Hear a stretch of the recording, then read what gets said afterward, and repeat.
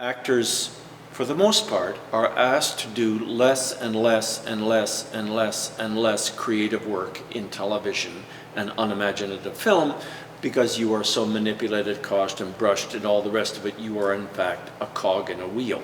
Whereas an actor on stage, you're actually part of the creative process in a big way. I know how that constricts, because we were going to talk about the ambitions that we have. In that there is a part of the industry, and it's mainly in network television and very mediocre film, that actually asks for less creative ambition because it's more of a product. I'm doing police show number 42 or lawyer show number 81 or sci-fi drama with slime-breathing orcs number 46. I know the actors fall into patterns in them, and you just stand there, you wear the costume, and you talk like that.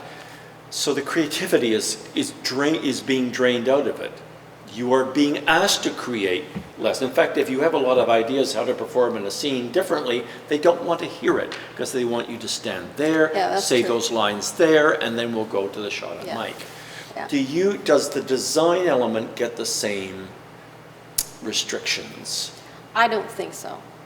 I think that it's so difficult for actors, and that's why they need a lot of support, from the design end, I feel. But I think that it really doesn't affect, it does affect design. Okay, so those shows that you're talking about, in truth, I don't do. I have been so fortunate in my progression in film and in television. I mean, the first major piece that I did for film was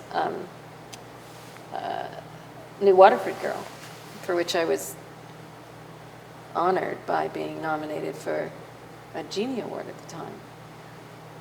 So that's where I started.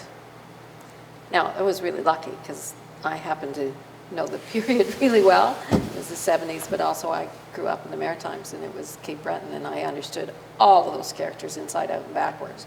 And I had a really imaginative, wonderful, crazy director, and I had the Sienna Films girls, producers were fantastic women, amazing, who supported me. And I did features for a very long time, right? It's only in the last very long time, but I did features first, and TV was looked down on, and then HBO started, and suddenly really creative projects were happening, and people were wanting to do television, and I was offered really fantastic shows. Bomb Girls, being one of them, and Michael McClellan, who was a showrunner on that show, is doing Tiny Pretty Things, which I did. You'll see that, I think, in November, that was the ballet one I was talking about. It was so much fun. Loved working with him. And he's a showrunner, not a director, but he's part of the writing room, and our creative relationship is amazing. So I have skipped the mundane.